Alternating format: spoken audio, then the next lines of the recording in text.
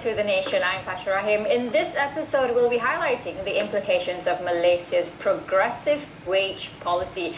Joining me today in the studio is Muhammad Shafiq Sahruddin, a research associate, and also Dr. Jeffrey Williams, founder and director of the Williams Business Consultancy, Sindir and Berhad. Welcome, gentlemen. Thanks for joining us today. So, speaking of of Malaysia's wage policy, now we all know the government's recently announced the progressive wage policy, right? Let's start with you, Dr. Jeff.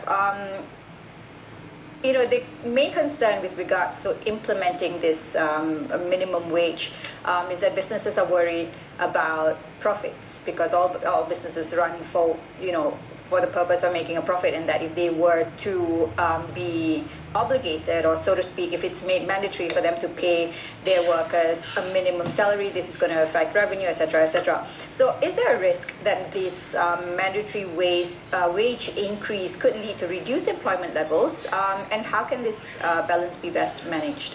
Well, we used to think that, and certainly when I started looking at minimum wages when I was at university, that was basically the way that we thought about it. If you raised wages, employers wouldn't be able to afford to hire people, so they would sack people. Right. That's what we thought. But actually the evidence of minimum wages is rather different. The evidence is that when you raise people's income, they spend more. When they spend more, the companies have more revenue. When they have more revenue, they have better opportunities to pay those wages. And if you didn't have the minimum wage, which is compulsory, for example, if you didn't have that, the wages would be suppressed. Right. And if you have wage suppression, incomes are suppressed.